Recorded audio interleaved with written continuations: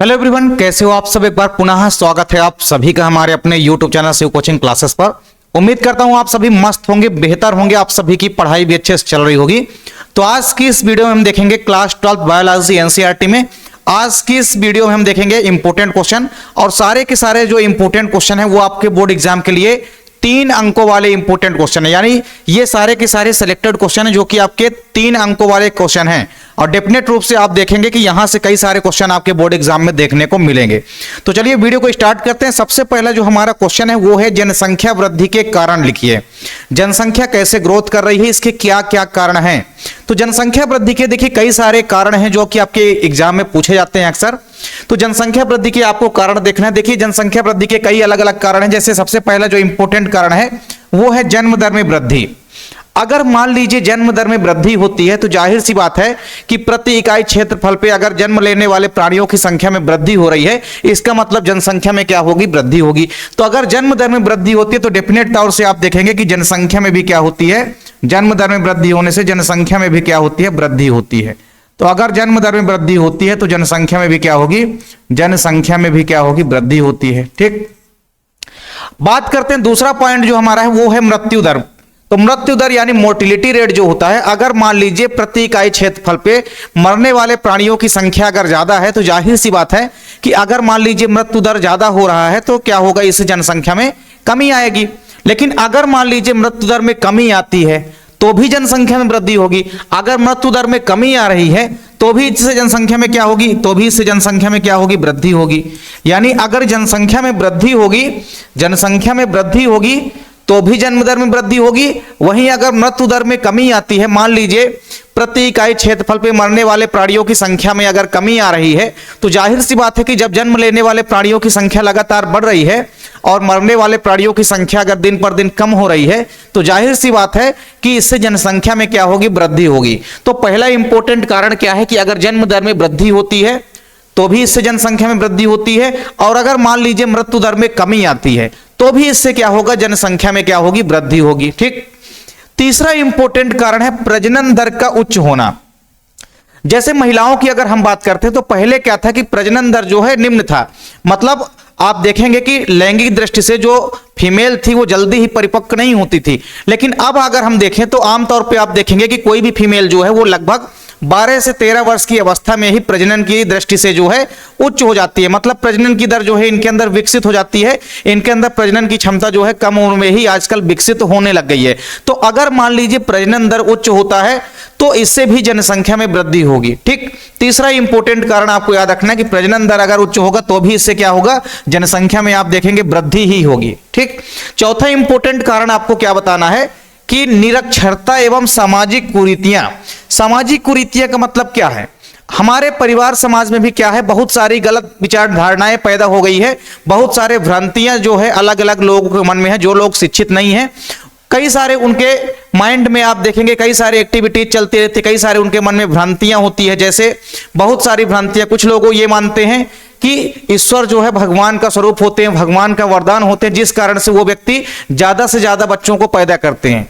जबकि जाहिर तौर पे अगर हम देखें तो जनसंख्या में वृद्धि होने से हमें केवल और केवल नुकसान ही है। जनसंख्या वृद्धि की बहुत सारे हानिकारक प्रभाव हैं। अगर जनसंख्या में वृद्धि होती है तो इससे कई सारी समस्याएं डेफिनेट रूप से उत्पन्न होती है, चाहे वो आपकी इकोनॉमिकल हो या आपकी कोई भी प्रकार की समस्या हो, ये उत्पन्न हो जाती है अगर जनसंख्या में वृद्धि होती है। तो परिवार में अगर मान लीजिए साक्षरता नहीं है, परिवार के लोग मान लीजिए अगर जागरूक नहीं है, उनके मन में अगर कई सारी सामाजिक कुरीतियां जो है, कुंठाएं जो है मन में बैठी हुई है, तो इस कारण से भी वो क्या करते हैं, ज्यादा से ज्यादा बच्चों को जन्म देते हैं, और इस प्रकार से जनसंख्या में क्या होती है, लगातार से वृद्धि होती है। इसके बाद पांचवा जो इंपॉर्टेंट रीजन है वो ये है कि कम उम्र में विवाह है। अगर मान लीजिए किसी भी लड़की का कम उम्र में विवाह कर दिया जाता है तो कम उम्र में ही बच्चे जो है पैदा हो जाएंगे। अर्थात कहने का मतलब यह है कि अगर कम उम्र में विवाह हो जाएगा तो कम उम्र में ही क्या हो जाएगा, जनन की दृष्टि से वो परिपक्व तो हो ही जाती हैं, कम उम्र में ही इनमें क्या होगा, रिप्रोडक्शन होगा, और कम उम्र में ही इनके अंदर क्या होने लगेगा, ये डेवलप करने लगेंगे, यानी कि बच्चों को जन्म देने लगेंगे। तो कम उम्र में ही अगर बच्चों को ज्यादा से ज्यादा मात्रा में जन्म देने लगेंगे तो भी इससे क्या होगा, जनसंख्या में वृद्धि होती है। तो ये सारे के सारे इंपॉर्टेंट कारण हैं जनसंख्या वृद्धि के, जिनको आपको तैयार कर लेना है। तो जनसंख्या वृद्धि का पहला कारण हमने देखा, जन्म दर में वृद्धि। अगर जन्म दर में वृद्धि होती है तो डेफिनेट रूप से जनसंख्या में भी वृद्धि होती है। वहीं दूसरा हमारा है मृत्यु दर, यानी कि मोर्टिलिटी रेट में अगर मान लीजिए कमी आती है तो भी इससे जनसंख्या में क्या होती है, वृद्धि होती है। अगर प्रजनन दर उच्च होगा तो भी इससे क्या होता है, जनसंख्या में वृद्धि होती है। साथ ही साथ अगर परिवार में सामाजिक कुरीति है, वो अंधविश्वास फैला हुआ है, अशिक्षित है लोग, तो इससे भी आप देखेंगे कि कई सारी मात्रा में जनसंख्या में वृद्धि होती है। और लास्ट कारण हमने क्या बताया कि अगर कम उम्र में ही फीमेल का विवाह कर दिया जाता है तो कम उम्र में ही प्रजनन की दृष्टि से वो परिपक्व हो जाते हैं और कम उम्र में ही बच्चों को देने लग जाते हैं, जिस कारण से आप देखेंगे कि इससे भी जनसंख्या में क्या होती है, वृद्धि होती है। तो ये 4-5 इंपॉर्टेंट कारण है जिनको आप लोग तैयार कर लेंगे, क्योंकि ये क्वेश्चन आपके बोर्ड एग्जाम में डेफिनेट रूप से कई बार पूछा भी गया है और इस बार भी इन क्वेश्चनों के आने की पूरी संभावना है। तो अगर आप लोग स्क्रीनशॉट भी लेना चाहते हैं इसका, तो जल्दी से आप लोग पहले क्वेश्चन का स्क्रीनशॉट ले सकते हैं। चलिए, इसके बाद जो हमारा दूसरा क्वेश्चन है आज का, दूसरा क्वेश्चन हमारा है अंतःगर्भाशयी युक्तियां क्या होती है, यानी आईयूडी। अक्सर आपके बोर्ड एग्जाम में आने वाला क्वेश्चन है आईयूडी। आईयूडी की जगह में आपसे एक क्वेश्चन और दे सकता है, यहां पे आईयूसीडी। यहां पे हमने आईयूडी बता रखा है आपको, लेकिन इसके अलावा इसी को आपको बोर्ड एग्जाम में ऐसा भी दे सकता है कि आईयूसीडी क्या है, आईयूसीडी को समझाइए। एक वर्ड का केवल फर्क है दोनों में।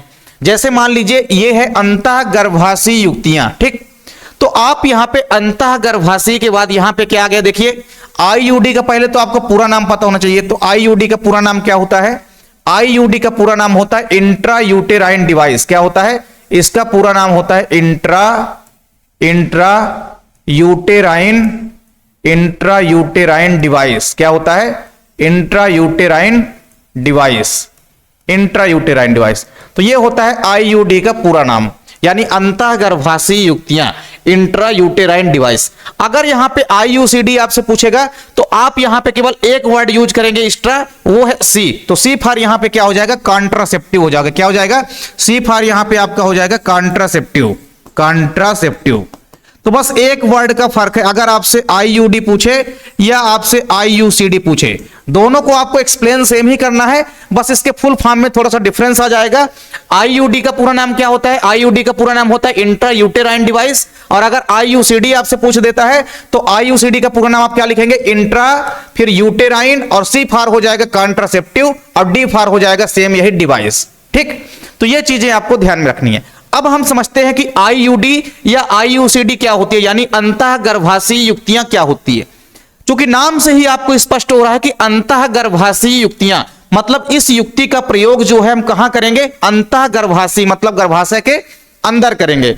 तो ये जनसंख्या नियंत्रण के लिए अपनाई जाने वाली एक विधि होती है। इस विधि में हम क्या करते हैं, एक कोई वस्तु होती है जो कि कॉपर की बनी हो सकती है, प्लास्टिक की बनी हो सकती है, या कि स्टेनलेस स्टील की बनी हो सकती है। तो इसमें आप देखेंगे एक प्लास्टिक की, तो एक या तो आपकी प्लास्टिक की वस्तु इसमें बनी होगी, तो प्लास्टिक की, या कॉपर की, प्लास्टिक कॉपर, या आप देखेंगे स्टेनलेस स्टील की बनी हुई कोई एक वस्तु होती है।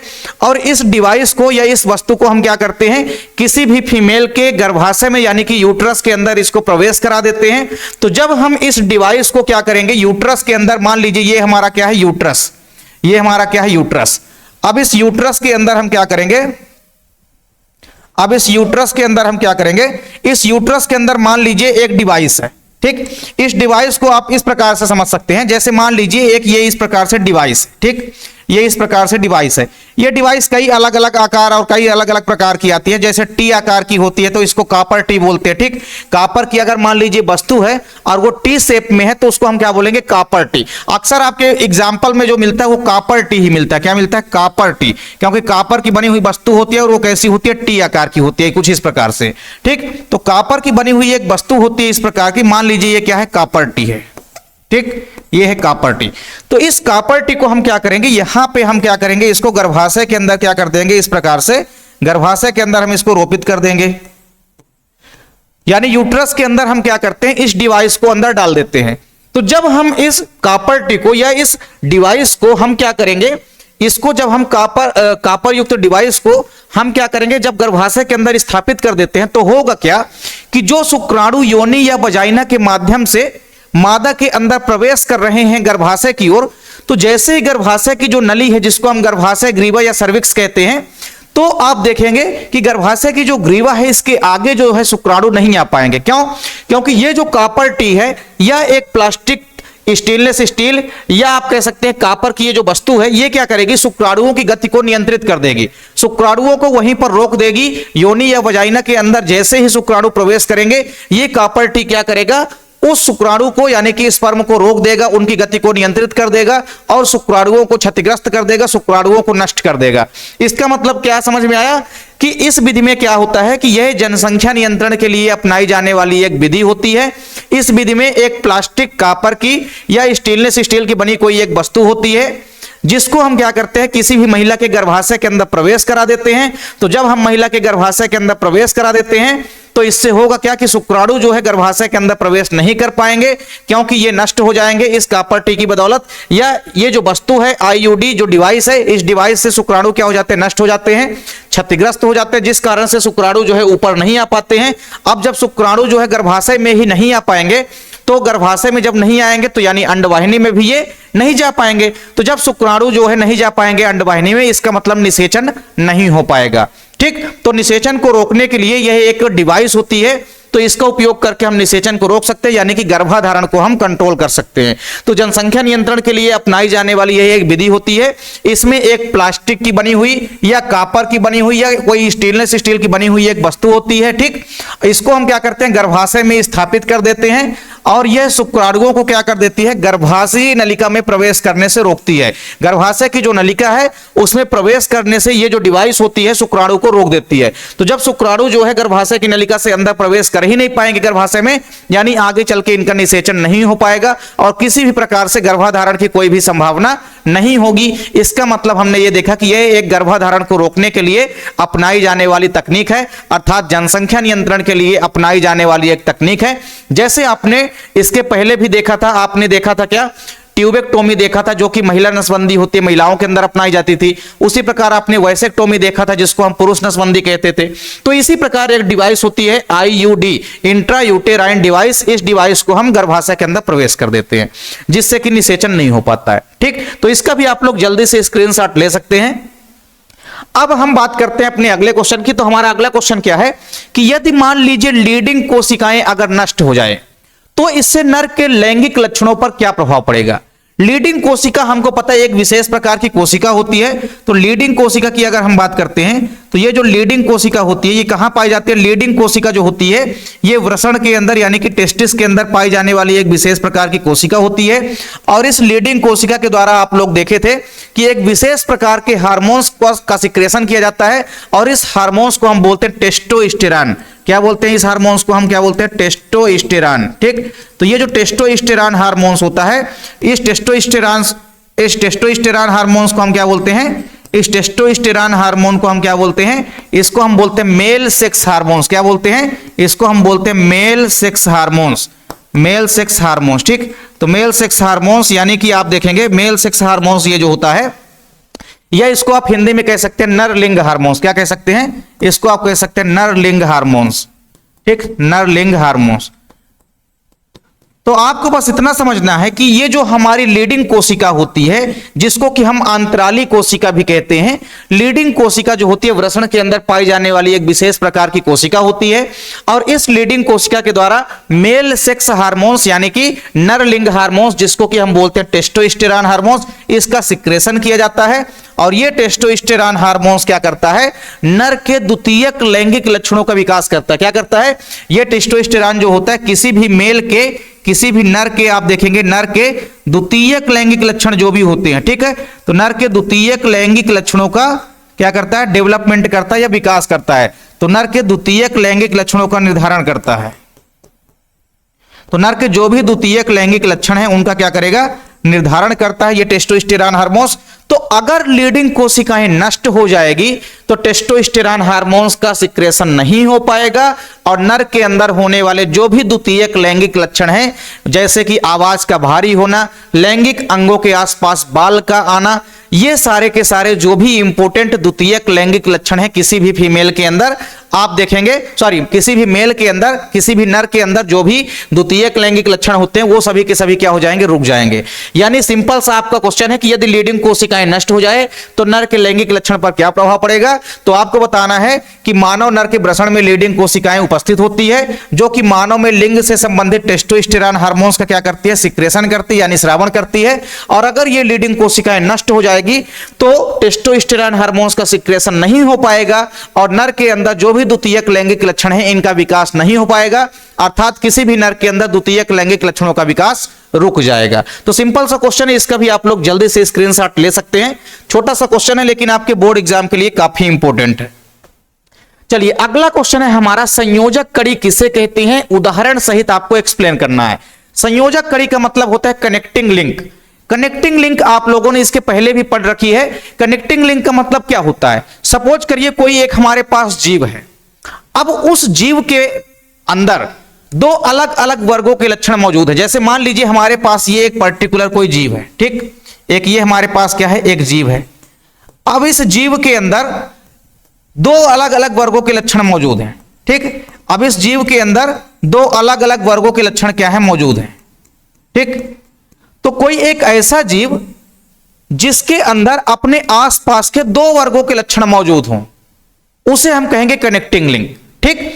यानी प्रकृति में आप देखेंगे बहुत सारी ऐसी जीव जातियां या बहुत सारी स्पीसीज जो हैं पाई जाती हैं जिनके अंदर आप देखेंगे कि उनमें अपने समीप के दो जीव समूहों यानी दो अलग अलग वर्गों के समान लक्षण जो है पाए जाते हैं। इनमें से ऐसा हो सकता है कि एक वर्ग के लक्षण जो है इस जीव के अंदर कम विकसित हो और दूसरे वर्ग के लक्षण जो है इस जीव के अंदर थोड़ा ज्यादा विकसित हो, ऐसा हो सकता है। हाँ, लेकिन दोनों अलग अलग वर्गों के लक्षण जो है इस पर्टिकुलर एक जीव के अंदर ही मौजूद रहेंगे। यानी कोई एक ऐसी स्पीसीज जिसके अंदर अपने समीप के दो अलग अलग वर्गों के लक्षण मौजूद होते हैं, ऐसी कड़ियों को हम बोलते हैं संयोजक कड़ी, या ऐसे जीवों को हम क्या बोलते हैं, इन जीव जातियों को ही हम बोलते हैं संयोजक कड़ियां, यानी कि कनेक्टिंग लिंक कहते हैं। कनेक्टिंग लिंक के कई अलग अलग एग्जाम्पल आपको मिल जाएंगे। इसका सबसे बढ़िया एग्जाम्पल आप देखेंगे जो आपके चैप्टर 6 में दिया गया है, वो है आर्कियोप्टेरिक्स। आर्कियोप्टेरिक्स की अगर हम बात करते हैं तो यह पक्षी और सरीसृप दो इंपोर्टेंट वर्ग हैं आपके। कार्डेटा संघ के दो इंपोर्टेंट वर्ग हैं, एक हमारा है सरीसृप जिसको कि हम रेप्टाइल्स बोलते हैं और एक है एवीज वर्ग जिसको कि हम पक्षी वर्ग बोलते हैं। तो आर्कियोप्टेरिक्स जो जीव होता है इसके अंदर दो अलग अलग वर्गों के लक्षण मौजूद होते हैं। एक तो सरीसृप के लक्षण मौजूद होते हैं और दूसरे लक्षण मौजूद होते हैं पक्षी वर्ग के लक्षण मौजूद होते हैं। तो यानी कोई भी ऐसी स्पीसीज या कोई भी ऐसी जीव जाति जिसके अंदर अपने समीप के दो अलग अलग वर्गों के लक्षण मौजूद होते हैं, ऐसी जीव जातियों को हम बोलते हैं संयोजक कड़ियां या कनेक्टिंग लिंक। एग्जाम्पल आपके लिए पहले एग्जाम्पल है आर्कियोप्टेरिक्स। इसके अंदर सरीसृप तथा पक्षी के मध्य की संयोजक कड़ी कहते हैं इसे, यानी इसके अंदर सरीसृप और पक्षी दोनों के लक्षण जो है पाए जाते हैं। इसीलिए आर्कियोप्टेरिक्स को हम क्या कहते हैं, कनेक्टिंग लिंक कहते हैं। किसके किसके बीच की, सरीसृप और एप्स के बीच की, यानी कि पक्षी वर्ग के बीच की। इसी प्रकार कनेक्टिंग लिंक या संयोजक कड़ियों के बीच के कई सारे एग्जाम्पल हैं। जैसे आपने देखा है, इसके पहले युगलीना का नाम आपने सुना होगा। युगलीना जो है एक कोष की एक जीव होता है। युगलीना की अगर हम बात करते हैं तो इसमें आप देखेंगे युगलीना की संरचना में हमको दो अलग अलग फीचर दिखाई देते हैं। एक लक्षण तो हमको प्लांट का दिखाई देता है। प्लांट का लक्षण क्या होता है कि प्लांट के अंदर क्लोरोप्लास्ट जो है उपस्थित होता है जिनके अंदर क्लोरोफिल होते हैं। तो युगलीना के अंदर हमको क्लोरोफिल दिखाई देते हैं। युगलीना की संरचना जब भी हम देखते हैं उसके अंदर क्लोरोफिल दिखाई देते हैं। यानी युगलीना जो है फोटोसिंथेसिस के थ्रू अपना भोजन भी क्या कर सकती है, बना सकती है। वहीं युगलीना के अंदर जंतुओं के लक्षण भी दिखाई देते हैं। युगलीना के अंदर जंतुओं का लक्षण क्या होता है, जंतुओं का लक्षण यह होता है कि युगलीना के अंदर कसाभिका पाई जाती है जिसको हम फ्लैजिला बोलते हैं। तो कसाभिका या फ्लैजिला जो होती है ये लंबी सी धागेनुमा संरचना होती है जो कि एक स्थान से दूसरे स्थान तक जाने में, यानी कि लोकोमोशन करने में, प्रचलन करने में मदद करती है किसी भी युगलीना को। तो युगलीना के अंदर पादप और जंतु दोनों के लक्षण पाए जाते हैं। तो युगलीना को हम क्या कहते हैं, पादप और जंतु दोनों के बीच की कड़ी कहते हैं। युगलीना की अगर हम बात करें तो युगलीना में आप देखेंगे, युगलीना को हम किसके किसके बीच की कड़ी कहते हैं? युगलीना को हम पादप व जंतु के बीच की कड़ी कहते हैं। किसके किसके बीच की? पादप व जंतु के बीच की कड़ी कहते हैं। पादप व जंतु के बीच की, यानी प्लांट एंड एनिमल के बीच की कनेक्टिंग लिंक कहेंगे। वहीं इसके अलावा आपने एक और एग्जाम्पल देखा होगा, वायरस। वायरस भी एक इंपॉर्टेंट एग्जाम्पल है संयोजक कड़ी का। तो वायरस को हम किसके किसके बीच की कड़ी कहते हैं? वायरस को हम कहते हैं लिविंग एंड नॉन लिविंग के बीच की, यानी वायरस को हम लिविंग यानी कि सजीव, वायरस को हम लिविंग एंड नॉन लिविंग, मतलब यानी यहां पे हम क्या कहेंगे? लिविंग का मतलब होता है सजीव और नॉन लिविंग का मतलब क्या होता है? निर्जीव। तो लिविंग एंड नॉन लिविंग के बीच की क्या कहेंगे? हम इसे कनेक्टिंग लिंक कहेंगे। ठीक, तो इस प्रकार से कई अलग अलग एग्जाम्पल आप बता सकते हैं। तो सबसे बढ़िया एग्जाम्पल जो कि आपके बुक में दिया गया है वो है वायरस हो गया, आर्कियोप्टेरिक्स हो गया, ये एग्जाम्पल आपके बुक में दिए गए हैं। ये एग्जाम्पल आपके लिए काफी इंपॉर्टेंट है। ठीक, तो आपको बताना है संयोजक कड़ी किसे कहते हैं। तो आपको सिंपल सा बताना है कि प्रकृति में बहुत सारी ऐसी स्पीसीज पाई जाती हैं जिनके अंदर अपने समीप के यानी अपने आसपास के दो अलग अलग वर्गों के लक्षण जो है मौजूद होते हैं। ऐसी जीव जातियों को हम बोलते हैं संयोजक कड़ियां, यानी कि कनेक्टिंग लिंक। एग्जाम्पल आपको याद रखना है, आर्कियोप्टेरिक्स जैसे हो गया, ये पक्षी और सरीसृप के बीच की संयोजक कड़ी होता है। इसके अंदर बहुत सारे फीचर होते हैं जो कि बर्ड के होते हैं, और बहुत सारे फीचर्स ऐसे होते हैं जो कि रेप्टाइल्स के होते हैं। तो ये चीजें आपको ध्यान में रखनी है। छोटा सा क्वेश्चन है, पेपर के पॉइंट ऑफ व्यू से काफी इंपॉर्टेंट है। तो जल्दी से आप लोग इसका भी स्क्रीनशॉट लीजिए। इसके बाद हम बढ़ते हैं अपने अगले क्वेश्चन की तरफ। चलिए, अगला क्वेश्चन हमारा है, एक संकर संकरण को परिभाषित कीजिए, यानी मोनोहाइब्रिड क्रॉस। एक संकर संकरण को हम क्या बोलते हैं? एक संकर संकरण को हम बोलते हैं मोनोहाइब्रिड क्रॉस। क्या बोलते हैं? Monohybrid cross. तो एक संकर संकरण यानी कि मोनोहाइब्रिड क्रॉस। मोनोहाइब्रिड क्रॉस की अगर हम बात करते हैं तो नाम से स्पष्ट है कि मोनो मतलब एक। तो अगर हम एक जोड़ी लक्षण लेते हैं और उस एक जोड़ी लक्षण को लेकर के आपस में उनके मध्य क्रॉस करा देते हैं, तो इस प्रकार के क्रॉस को हम बोलेंगे मोनोहाइब्रिड क्रॉस। यानी हमको एक जोड़ी विपरीत या विरोधी लक्षण वाले जोड़ों को ध्यान में लेना है और उनके मध्य आपस में हमको संकरण करा देना है। तो इस प्रकार के संकरण को हम बोलेंगे एक संकर संकरण। तो एक जोड़ी लक्षण लेना है, एक जोड़ी लक्षण मतलब दो लक्षण हमको लेना है। तो एक हमको सिंपल सा लक्षण लेना है और उसी लक्षण का एक विपरीत या विरोधी लक्षण लेना है। जैसे फॉर एग्जांपल अगर मान लीजिए हम लेते हैं यहां पे लंबे पौधे। क्या लेते हैं? लंबे पौधे। तो अगर मान लीजिए हमने यहां पे लंबे पौधे लिया, ठीक, तो लंबे पौधे के लिए यहां पे हम कौन सी युग्म विकल्पी लेंगे? दो ठो। यहां पे हम लेंगे कैपिटल टी कैपिटल टी। तो ये लंबे पौधों के लिए हमने दो एलील ले लिया, कैपिटल टी। ठीक, अब इस लंबे पौधे का हमको उल्टा लक्षण लेना है, तो लंबे पौधों का विपरीत या विरोधी लक्षण लेना है। तो हम यहां पे ले लेंगे सफेद पौधे। ठीक है, लंबे पौधों का उल्टा लक्षण, सॉरी, यहां पे हम ले लेंगे बौने पौधे। क्या ले लेंगे? लंबे पौधे का उल्टा लक्षण हम क्या ले लेंगे? यहां पे बौने पौधे। ठीक, तो हम ले लेंगे यहां पे बौने पौधे। तो हमने ले लिया बौने पौधे। ठीक, तो बौने पौधे के लिए हम यहां पे कौन से एलील लेंगे? Small T. ठीक, और अब हम इनके मध्य क्या करा देंगे? आपस में क्रॉस करा देंगे इस प्रकार से। ठीक, तो अगर हम एक जोड़ी लक्षण लेते हैं तो एक जोड़ी लक्षण का मतलब होता है दो लक्षण। तो हमने एक लक्षण क्या लिया? लंबे पौधे लिया है, और दूसरा लक्षण हमने क्या ले लिया है? बौने पौधे।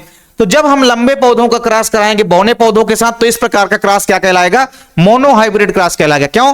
क्योंकि हमने केवल और केवल एक जोड़ी लक्षण लिया है, और एक जोड़ी लक्षण मतलब दो लक्षण। तो दोनों लक्षण एक दूसरे के विपरीत यानी कि विरोधी हैं। तो जब हम एक जोड़ी विपरीत या विरोधी लक्षणों वाले जोड़े को लेते हैं और उनके मध्य क्रॉस कराते हैं, तो इस प्रकार के क्रॉस को हम बोलते हैं मोनोहाइब्रिड क्रॉस, यानी कि एक संकर संकरण। तो हमको यहां पे एक जोड़ी लक्षण लेना है, तो एक लक्षण हमने लंबे पौधे ले लिया, इसका उल्टा लक्षण हमने क्या ले लिया? बौने पौधा ले लिया।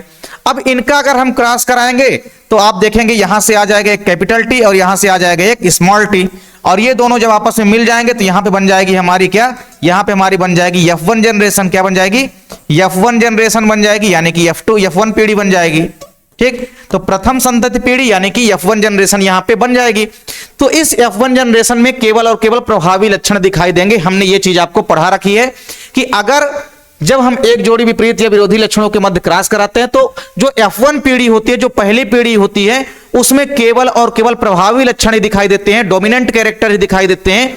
जो अप्रभावी लक्षण होते हैं वो पहली पीढ़ी में छिपे रहते हैं, बाद में चल के वो दूसरी पीढ़ी में भले ही प्रकट हो जाते हैं, लेकिन F1 पीढ़ी में अप्रभावी लक्षण क्या हो जाते हैं? पूरी तरह से छिप जाते हैं, क्योंकि जो प्रभावी जीन होता है वह अप्रभावी जीन को पूरी तरह से ढक देता है। इसलिए केवल और केवल F1 पीढ़ी में हमको प्रभावी लक्षण दिखाई देते हैं।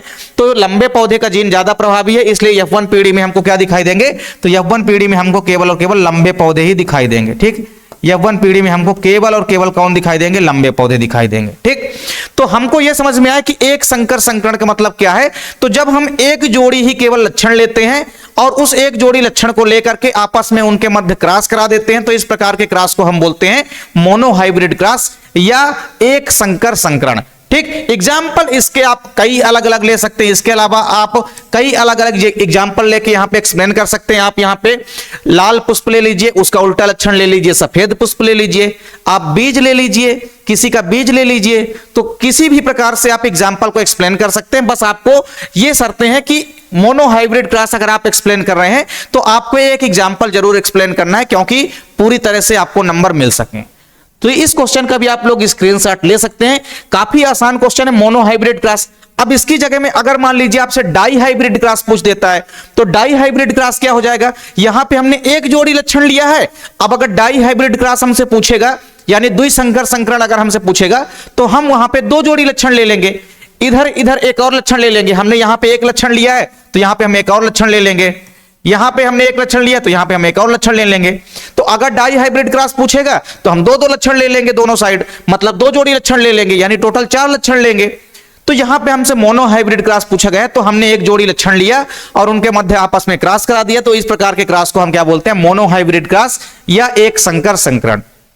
चलिए, इसका भी आप लोग स्क्रीनशॉट भी अगर आप लोग लेना चाहते हैं तो जल्दी से आप लोग इसके स्क्रीनशॉट लीजिए।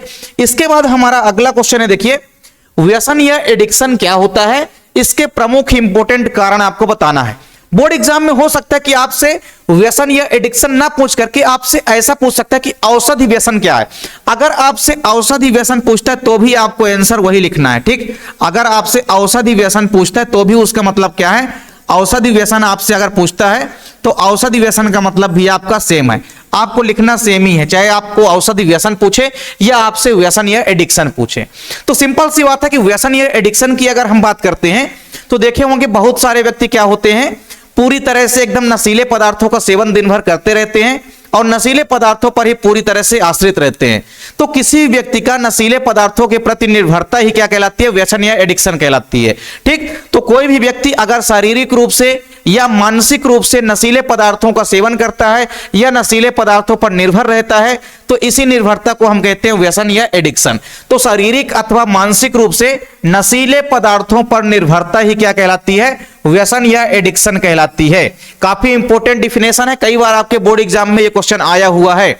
तो व्यसन या एडिक्शन क्या है? शारीरिक अथवा मानसिक रूप से कोई भी व्यक्ति अगर नशीले पदार्थों पर निर्भर है तो यह प्रक्रिया क्या कहलाती है? व्यसन या एडिक्शन कहलाती है। एडिक्शन का मतलब होता है एक प्रकार से लत, किसी भी चीज की अगर लत लग जाती है उसको हम बोलते हैं एडिक्शन। ठीक, तो मान लीजिए शारीरिक अथवा मानसिक रूप से कोई व्यक्ति पूरी तरह से नशीले पदार्थों पर ही निर्भर है तो ये उसकी निर्भरता क्या कहलाएगी? व्यसन या एडिक्शन कहलाएगी।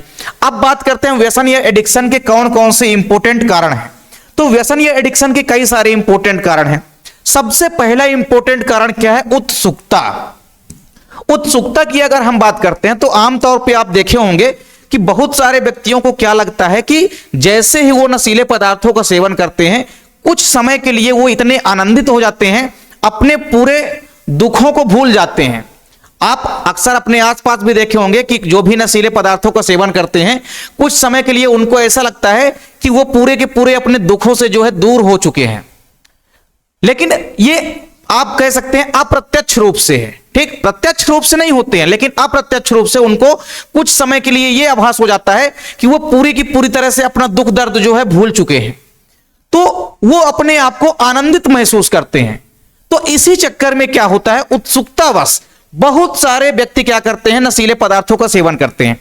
उत्सुकता का मतलब आप ये भी समझ सकते हैं, आप जगह जगह होर्डिंग देखते हैं, जैसे आपको एडवर्टाइजमेंट देखने को मिलता है, हर एक अलग अलग जगह में पंपलेट दिखाई देते हैं। तो मान लीजिए अगर किसी बच्चे ने देखा किसी अलग अलग जगह में, जैसे मान लीजिए सिगरेट का ही देखा, अब सिगरेट के बारे में उसको अगर मान लीजिए एडवर्टाइजमेंट में कुछ अच्छा दिखाया गया तो उस बच्चे के मन में क्या हो जाएगा? उसके मन में जागृति उत्पन्न हो जाएगी, जिज्ञासा उत्पन्न हो जाएगी कि अगर ये एडवर्टाइजमेंट टीवी में ऐसा दिख रहा है या कि पोस्टर में ऐसा दिख रहा है तो रियल में ये कैसा होगा। तो तो उनके अंदर एक जिज्ञासा पैदा हो जाती है, उत्सुकता आ जाती है मन में। तो उस उत्सुकता बस आप देखेंगे बहुत सारे व्यक्ति जो है नशीले पदार्थों का सेवन करने लग जाते हैं। तो व्यसन या एडिक्शन का इंपॉर्टेंट कारण क्या है? उत्सुकता। उत्सुकता का मतलब क्या है कि किसी भी एडवर्टाइजमेंट को अगर कोई भी व्यक्ति देखेगा तो उसके मन में जिज्ञासा हो जाएगी और वो उत्सुकतावश जो है नशीले पदार्थों का सेवन जो है करने लग जाते हैं। इसके बाद दूसरा इंपॉर्टेंट कारण है सामाजिक दबाव। सामाजिक दबाव भी एक इंपॉर्टेंट कारण है। नॉर्मली आप देखेंगे जैसे कोई व्यक्ति बिल्कुल किसी भी प्रकार से नशीले पदार्थों का सेवन ना करता हो, लेकिन कई ऐसी जगहों में जब वो पार्टी वगैरह में जाता है तो उसके दोस्त वगैरह उस पर दबाव डालते हैं। क्या डालते हैं? दबाव। और दबाव ऐसे डालेंगे कि आप देखेंगे कि दबाव में आकर के वो व्यक्ति नशीले पदार्थों का सेवन करने लग जाएगा। ठीक, तो सामाजिक दबाव का मतलब है, सिंपल सी बात आप समझ सकते हैं, सामाजिक दबाव का मतलब यह है कि परिवार में अगर मान लीजिए कोई बड़े सदस्य ही परिवार में आप देखेंगे कि अगर नशीले पदार्थों का सेवन कर रहे हैं तो उनकी देखा देखी करके जो परिवार के छोटे बच्चे हैं वो भी नशीले पदार्थों का सेवन करने लग जाते हैं। पहली चीज तो ये है। और दूसरी चीज सामाजिक दबाव का मतलब यह है कि अगर मान लीजिए कोई व्यक्ति किसी नई जगह में गया और उसको उसके दोस्त यार जो है अचानक से उसके ऊपर प्रेशर बनाने लगे, भाई कि हम लोग तो ले ही रहे हैं, साथ में तुम भी थोड़ा सा टेस्ट कर लो, तो उस चक्कर में वो व्यक्ति क्या करता है, धीरे धीरे एक बार लेगा, दूसरी बार लेगा, इस प्रकार से धीरे धीरे उसको भी नशीले पदार्थ की आदत लग जाती है। तो इस प्रकार से सामाजिक दबाव का मतलब है कि किसी दूसरे के दबाव में आकर के बहुत सारे व्यक्ति नशीले पदार्थों के प्रति अग्रसर हो जाते हैं। फिर तीसरी इंपॉर्टेंट चीज क्या है? निराशाओं एवं चिंता से छुटकारा। हमने आपको इसका पहले ही बता दिया है कि क्या होता है कि बहुत सारे व्यक्ति जो है नशीले पदार्थों का सेवन करने के पश्चात जो है कुछ समय के लिए अपने आप के अपने अंदर के जो भी दुख दर्द हैं उसको भुला देते हैं और वो उत्सुकता का अनुभव करने लग जाते हैं। उनको ऐसा लगता है कि वो पूरी तरह से जो अपने दुख दर्द हैं उससे बाहर आ चुके हैं, जबकि ये अप्रत्यक्ष रूप से कुछ ही समय के लिए होता है और वास्तव में नशीले पदार्थों के कई सारे हानिकारक प्रभाव हैं जिनसे हमें बचना है और नशीले पदार्थों से पूरी तरह से दूर रहना है। तो निराशाओं एवं चिंता से छुटकारा की अगर हम बात करते हैं तो बहुत सारे व्यक्तियों को ऐसा लगता है कि नशीले पदार्थों का सेवन करने के पश्चात कुछ समय के लिए जो है उनकी निराशाएं और जो भी चिंता है वो सब दूर हो गई है, उनके सब दुख दर्द दूर हो गए हैं। तो इस कारण से भी बहुत सारे व्यक्ति क्या करते हैं, व्यसन या एडिक्शन का शिकार हो जाते हैं और लगातार जो है नशीले पदार्थों का सेवन करने लग जाते हैं। इसके बाद एक इंपॉर्टेंट चीज क्या है? उत्तेजना एवं अपूर्व आनंद की अनुभूति। तो हमने आपको यही चीज बताया कि क्या होता है कि बहुत सारे व्यक्तियों को क्या लगता है कि अगर नशीले पदार्थों का सेवन करते हैं तो वो उसको एंजॉय समझते हैं, उनको लगता है कि इससे एंजॉय होता है और ज्यादा समय तक वो अपने आप को प्रफुल्लित महसूस करते हैं, आनंदमय महसूस करते हैं और इसी आनंद के चक्कर में वो धीरे धीरे क्या करते हैं, नशीले पदार्थों के प्रति अग्रसर हो जाते हैं और अंदर ही अंदर आप देखेंगे अप्रत्यक्ष रूप से वो पूरी तरह से नष्ट होने लग जाते हैं, क्योंकि जो भी नशीले पदार्थ होते हैं ये जाकर के हमारे अलग अलग पार्ट पर क्या करते हैं, आक्रमण करते हैं और उनको धीरे धीरे क्षतिग्रस्त करने की कोशिश करते हैं। तो ये सारे व्यसन या एडिक्शन के प्रमुख कारण हैं जिनको आपको तैयार कर लेना है। आपके बोर्ड एग्जाम के लिए काफी इंपॉर्टेंट क्वेश्चन है। डेफिनेट रूप से व्यसन या एडिक्शन एक ऐसा क्वेश्चन है कई बार आपके एग्जाम में पूछा भी गया है, तो इस प्रकार से आप इस क्वेश्चन को अच्छे से तैयार कर लेंगे। इसके बाद एक आखिरी क्वेश्चन हमारा है, टेस्ट ट्यूब बेबी या परख नली शिशु क्या होती है? तो टेस्ट ट्यूब बेबी या परख नली शिशु की अगर हम बात करते हैं तो नॉर्मली आप देखेंगे कि बहुत सारे व्यक्ति ऐसे होते हैं, बहुत सारी महिलाएं ऐसी होती है जिनमें कि गर्भाधारण नहीं हो पाता है। तो मान लीजिए अगर कोई ऐसी महिला है जो कि गर्भाधारण करने योग्य नहीं है, तो गर्भाधारण करने योग्य अगर कोई महिला नहीं है तो उन महिलाओं के लिए टेस्ट ट्यूब बेबी यानी कि परख नली शिशु तकनीक जो है अपनाई जाती है। इस तकनीक में क्या किया जाता है? तो देखिए, कोई भी अगर स्त्री है जो कि गर्भाधारण करने में योग्य नहीं होती है तब उस स्थिति में हम इस परख नली शिशु तकनीक का उपयोग करते हैं। ठीक, पहली चीज तो यह है कि परख नली शिशु का उपयोग हम किन महिलाओं के अंदर करेंगे? तो ऐसी महिलाएं जो कि गर्भाधारण करने योग्य नहीं होती हैं उनके अंदर हम इस परख नली शिशु यानी कि टेस्ट ट्यूब बेबी तकनीक को अपनाते हैं। इसके अलावा आप देखेंगे कि सबसे पहले तो हम करते क्या है, इस विधि में स्त्रियों से हम क्या करते हैं, अनिषेचित अंडाणु को बाहर निकालते हैं। मतलब ऐसा अंडाणु जो कि अभी तक निषेचित नहीं हुआ है, जिसमें निषेचन नहीं हुआ है, उस अंडाणु को हम बाहर निकालते हैं और बाहर निकालने के पश्चात इस अंडाणु को हम क्या करते हैं, एक परख नली में लेते हैं। क्या करते हैं? एक परख नली में लेते हैं और शुक्राणु द्वारा निषेचन की क्रिया कराते हैं। ठीक, मान लीजिए हमारे पास क्या है, एक परख नली है। ठीक, ये हमारे पास क्या है, एक परख नली। अब इस परख नली के अंदर हम क्या करेंगे, इस परख नली के अंदर हम क्या लेते हैं, अनिषेचित अंडाणु को लेते हैं। किसको लेते हैं? इस परख नली के अंदर हम एक अनिषेचित अंडाणु को लेंगे और इस अनिषेचित अंडाणु का हम निषेचन कराएंगे किसके साथ? शुक्राणु के साथ। मतलब मेल और फीमेल दोनों से हम क्या करेंगे, जैसे हम किसी महिला से क्या कर लेंगे, जो महिला गर्भधारण में अयोग्य है उसके अंडाणु को हम कृत्रिम विधियों के माध्यम से बाहर निकाल लेंगे। सेम उसी प्रकार किसी मेल से हम क्या कर लेंगे, स्पर्म को बाहर निकाल लेंगे। तो हम मेल के स्पर्म को क्या करेंगे, मेल के स्पर्म को, यानी कि ये हो गया किसी भी फीमेल का क्या हो गया, ओवम हो गया। ऐसी फीमेल जो कि गर्भधारण करने में योग्य नहीं है उसका हम ओवम जो है यानी कि अंडाणु जो है बाहर निकालेंगे और शुक्राणु निकालेंगे बाहर, और पुरुष के शुक्राणु को यानी कि स्पर्म को हम क्या करेंगे, बाहर निकालेंगे। और इनको हम एक परख नली में लेंगे यानी कि एक टेस्ट ट्यूब में लेंगे और दोनों को आपस में मिलाएंगे। तो आपको पता है कि मेल और फीमेल गैमीट जब आपस में मिलते हैं, इनके मध्य जब फिजन होता है तो इस प्रक्रिया को हम क्या बोलते हैं, निषेचन यानी कि फर्टिलाइजेशन बोलते हैं। तो हम क्या करेंगे, कृत्रिम विधियों की सहायता से फीमेल के अंदर जो अंडाणु है उसको बाहर निकालेंगे अंडाशय से, और अंडाणु जो हमने बाहर निकाला है उसको हम पुरुष के शुक्राणु के साथ क्या करेंगे, मिलाएंगे आपस में, यानी कि निषेचन कराएंगे किसी टेस्ट ट्यूब में ले जाकर के। अब जब हम टेस्ट ट्यूब के अंदर निषेचन करा दिए हैं अंडाणु और शुक्राणु के मध्य, तो निषेचन के बाद हमको पता है कि एक डिप्लॉयड संरचना बनती है जिसको हम बोलते हैं जाइगोट। तो निषेचन के बाद जाइगोट बनेगा। क्या बनेगा, जाइगोट बनेगा। तो सिंपल सी बात है कि जब हम परख नली में लेकर के शुक्राणु और अंडाणु को मिला करके उनके मध्य निषेचन की क्रिया कराते हैं, तब होता क्या है कि जो हमारा निषेचित अंडाणु है, निषेचित अंडाणु से क्या होगा, विदलन की क्रिया होगी। मतलब जो हमारा निषेचित अंडाणु है यानी जो जाइगोट बनेगा, अब उस जाइगोट में क्या होगा, जाइगोट में लगातार विदलन होगा यानी कि विभाजन होगा। तो विदलन या विभाजन के परिणाम स्वरूप आप देखेंगे 1 से 2 कोशिका बनेगी, 2 से 4, 4 से 8, 8 से 16, 16 से फिर 32। तो जब 32 कोशिकीय अवस्था वाला, मतलब 32 कोशिका वाला जब अवस्था वाला भ्रूण तैयार हो जाएगा बन करके, यानी टेस्ट ट्यूब के अंदर ही निषेचन होगा और निषेचन के बाद जब 32 कोशिकीय अवस्था वाला भ्रूण बन जाएगा, तब इस 32 कोशिकीय अवस्था वाले भ्रूण को, जो कि क्या कहलाता है, ब्लास्टोसिस्ट कहलाता है। जब 32 कोशिकीय अवस्था वाला भ्रूण बन जाएगा टेस्ट ट्यूब के अंदर, इस 32 कोशिकीय अवस्था वाले भ्रूण को हम क्या बोलते हैं, ब्लास्टोसिस्ट बोलते हैं। क्या बोलते हैं, इसको हम बोलते हैं ब्लास्टोसिस्ट। तो जब 32 कोशिकीय अवस्था वाला ब्लास्टोसिस्ट बन जाएगा, तब इस ब्लास्टोसिस्ट अवस्था में ही हम इस भ्रूण को गर्भाशय के अंदर उस फीमेल के स्थानांतरित करा देंगे यानी कि रोपित करा देंगे। और इस 32 कोशिकीय अवस्था के बाद यानी ब्लास्टोसिस्ट अवस्था के बाद इसका पूरा का पूरा जो निर्माण होगा, शिशु का जो निर्माण होगा, वो कहां होगा, महिला के गर्भाशय के अंदर होगा। और इस प्रकार से जो शिशु बनेगा उसे हम बोलते हैं टेस्ट ट्यूब बेबी या परख नली शिशु।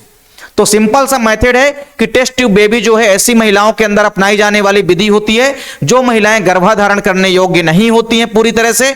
तो हम क्या करते हैं, उन महिलाओं के अंडाणु को बाहर निकालते हैं और किसी मेल के शुक्राणु से हम क्या, मेल के शुक्राणु को भी बाहर निकाल लेते हैं और इन दोनों को हम एक परख नली में लेकर के निषेचन कराते हैं। तो परख नली में निषेचन के परिणाम स्वरूप क्या होगा, निषेचित अंडाणु तैयार हो जाएगा यानी कि जाइगोट बन जाएगा।